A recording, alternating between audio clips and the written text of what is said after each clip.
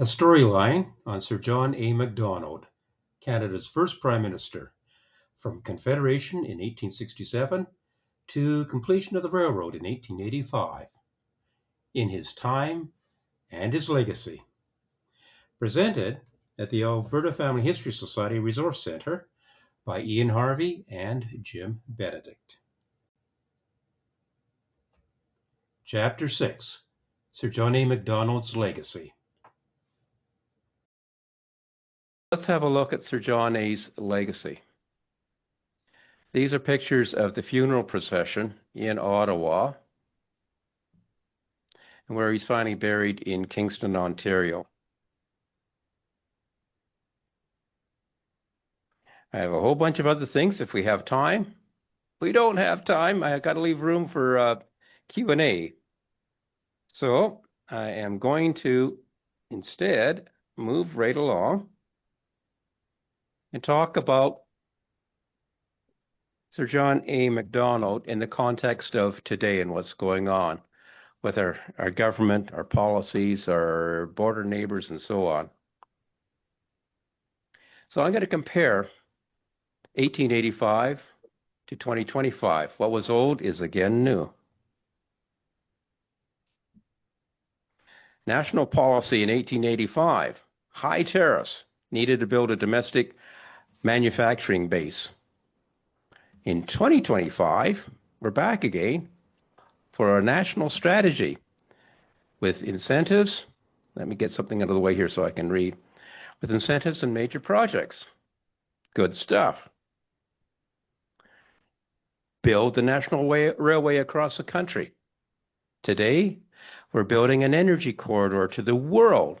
Pipelines, energy, mines, nuclear.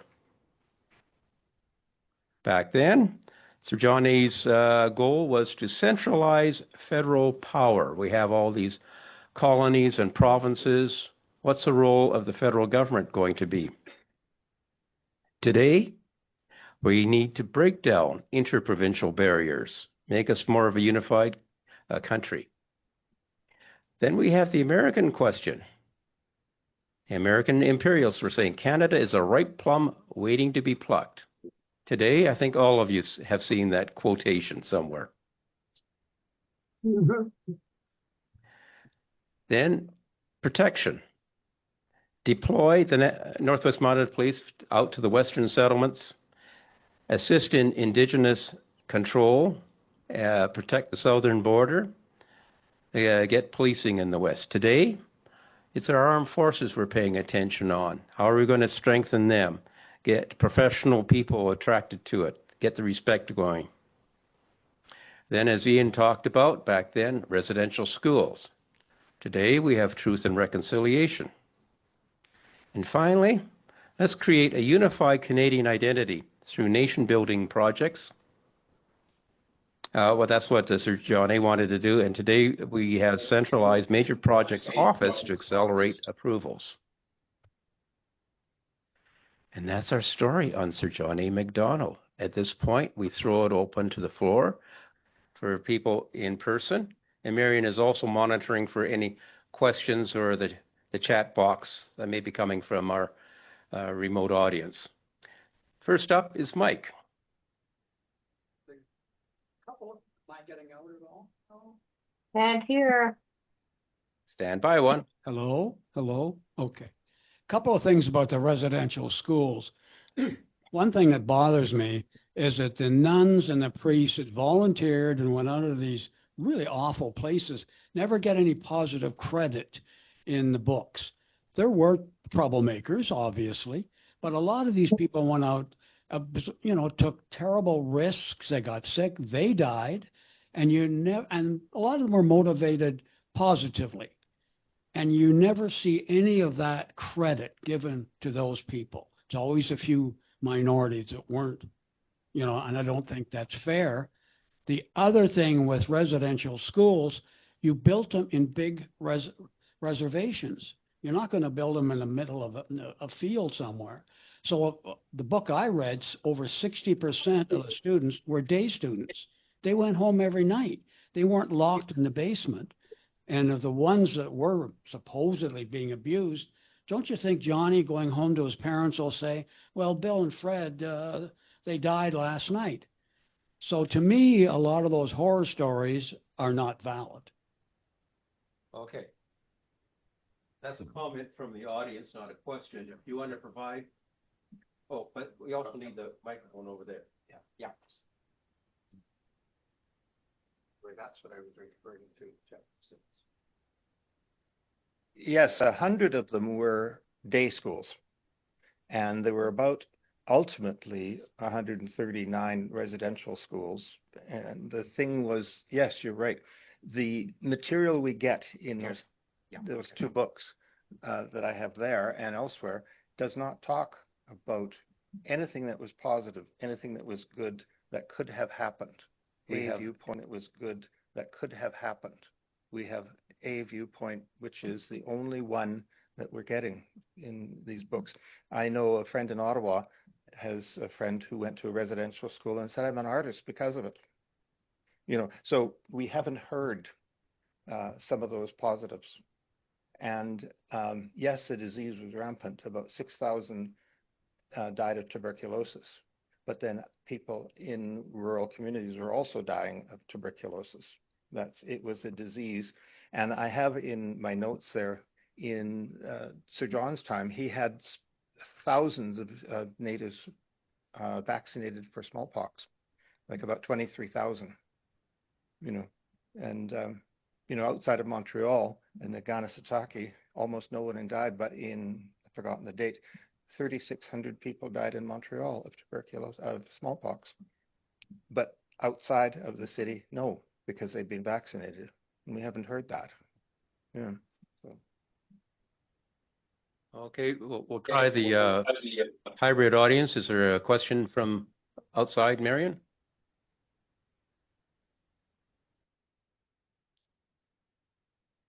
Jim, I have a question for you.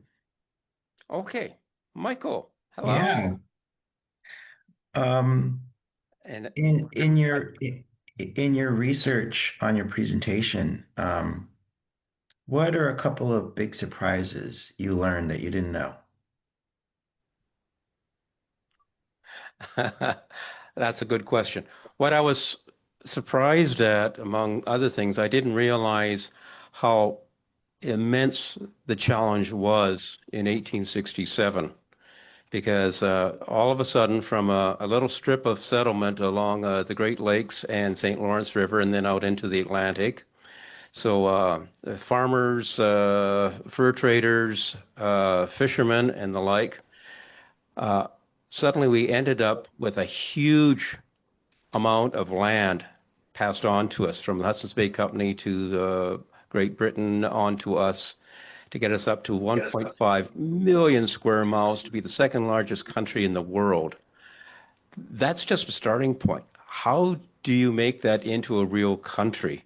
I was amazed at the scope of vision that Sir John A. had.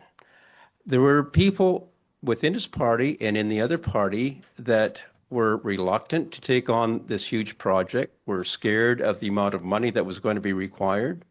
Sir John A. made a few trips over to England to talk to, I wanted to call them loan sharks, that's the wrong word for it, banking people, because that's where the money was. And money was definitely needed, not just for the railroad, but for a bunch of other things. He had to negotiate within his own party. He had to deal with a situation further south. He had the Louis Riel situation going on. I'm just amazed at how this was pulled off by a junior government that was just getting its teeth cut into running a country instead of being a colony of Britain. Hmm. We have a question from the floor. Well, Hilger. there are a couple of things. First of all, I'd like to sort of reinforce that the times are very important. And I'm wondering whether the other world of colonies of England went through a similar situation with residential schools in India, okay, Australia. Did they have the same thing? I'll let Ian pick up on that. Was that microphone picked up, Marion? Okay. And my second one, while I'm on a roll here, is the fact that I think part of our problem started in our century, okay, when we have sort of the multiculturalism, because all of a sudden we were sort of required to look into every culture with a fine-tooth comb and find reasons for them being. And I think that has focused us on the, I hate the word, no, I don't, on the Indian approach. Okay, and we are given it totally unnecessary emphasis. And I believe in John A.'s approach of assimilation. But the way to get there may have been the... Okay, you asked about other countries. Yes, and there is a fabulous movie called The Rabbit-Proof Fence, set in Australia. And it's identical, the residential schools there, and Kenneth Branagh played the commissioner, chief superintendent, whatever. And it was fascinating. He wanted the little Aborigine children to sing Way Down Upon the Swanee River, which had absolutely no meaning to those people whatsoever. And the treatment of the Aboriginal people in Australia was equivalent to anything that you could find here. So yes, that's the only other country that I know. I don't know about New Zealand, what went on there, but probably the same. Someone had asked about what did you find. I found it very interesting, the food crisis of 1881. There were rumors, and that new book says they're not founded at all, that the government purposely starved people so they would go into reservations and so on. Well, if you look at the statistics, they sent out like 20,000 pounds of bacon, 300 pounds of flour, 100,000 pounds of beef, 20,000 pounds of dried meat, 500 head of cattle, et cetera, et cetera. So a lot. And the Northwest Mounted Police actually were sharing their rations with about 5,000 Indigenous people. So that's quite significant. I would love to listen in on the next presentation on this in the year 2125 and see what we did with this country. Anyway, thank you everyone for attending, both in person and online on Zoom. Much appreciated. My goal is to convert this into a series of small YouTube videos for those that were not able to attend and those that would like to perhaps listen in again. So at this point, I'm going to call the meeting to a conclusion, and have yourself a great December and Christmas, everyone. Bye for now.